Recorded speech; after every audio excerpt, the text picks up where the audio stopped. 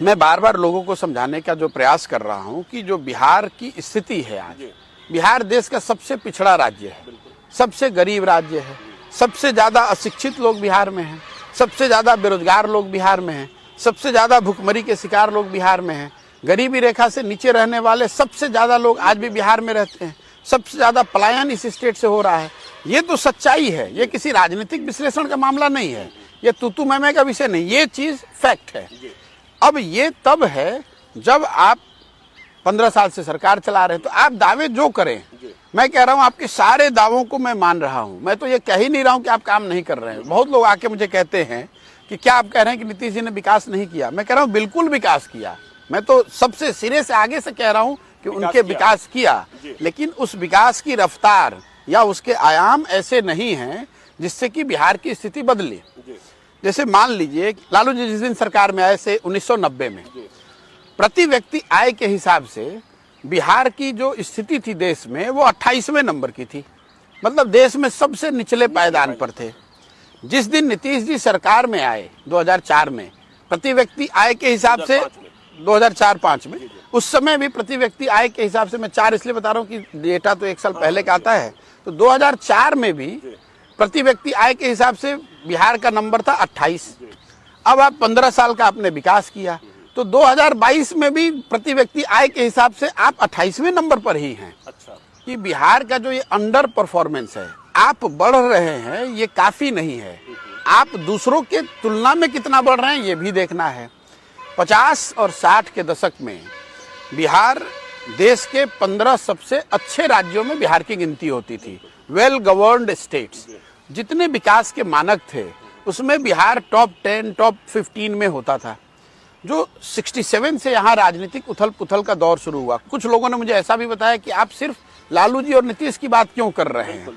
मैं लालू जी और नीतीश जी की बात सिर्फ नहीं कर रहा हूं, मैं ये कह रहा हूं कि जो लोग बिहार की स्थिति के बारे में गहराई से समझना चाहते हैं उनको ये समझना चाहिए कि ये विकास की जो जर्नी रही है ये 67 से डगमगाना शुरू की है। 65 onwards Bihar relative to other states is under performing.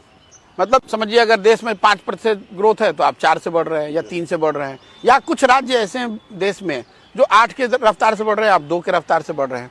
67 से 90 तक आप पत्रकार रहे, आपको याद होगा ये राजनीतिक अस्थिरता का दौर रहा, जिसमें 20 से ज्यादा सरकारें आई और गई, जिसकी वजह से विकास, गवर्नेंस ये सब जो है वो हाशिए पर रहा।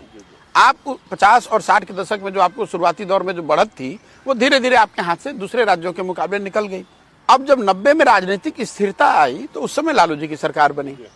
लालू जी का अपना एजेंडा, जब उनके लोग जो दावा करते हैं कि भाई विकास हुआ चाहे नहीं, हमारा एजेंडा सामाजिक न्याय था, मैं उनको हाथ जोड़ के नमन करके कह रहा हूं कि हाँ भाई आपने सामाजिक न्याय की बात कही और हम मानते हैं कि आपने किया वो काम, लेकिन उस दौर में आर्थिक विकास के मानकों पर आप और पीछे चलते गए। फिर जो नीतीश जी का दौर है 2004-05 से न्याय के साथ विकास, उसमें इन्होंने जो किया न्याय के साथ विकास, इसमें विकास इन्होंने ठीक है शुरुआत करी, ग्रोथ भी हुआ, लेकिन नीतीश जी के भी कालखंड को आप 2 भाग में बांट सकते हैं।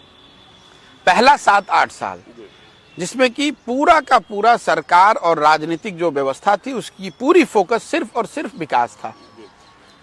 जो पहले 5 साल इन लोगों ने किया 2005 से 10, उसके परिणाम में उनको एक बड़ी बहुमत 2010 में मिली और उसी से फिर परेशानी शुरू हुई, क्योंकि उससे फिर आकांक्षाएं जो है वो बढ़ गई। जो 2 दल साथ में काम कर रहे थे उनकी आकांक्षाएं हो गई कि भाई मैं बड़ा कि आप बड़े, मैं क्यों नहीं आप क्यों, और सिर्फ बिहार क्यों, देश क्यों नहीं। उसका परिणाम ये हुआ कि राजनीतिक अस्थिरता का दौर फिर से शुरू हो गया 2012-13 से।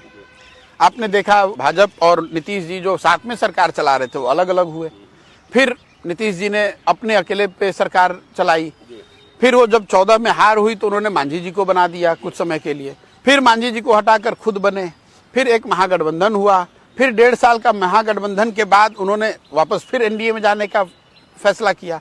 अब ये जो सारी स्थिति है, फिर विकास कहीं पीछे नहीं, रुक नहीं गया, वो पीछे चला गया। और प्रायोरिटी ये है कि कौन सा राजनीतिक समीकरण बनाएं और कैसे उसको होल्ड करें ताकि हम सत्ता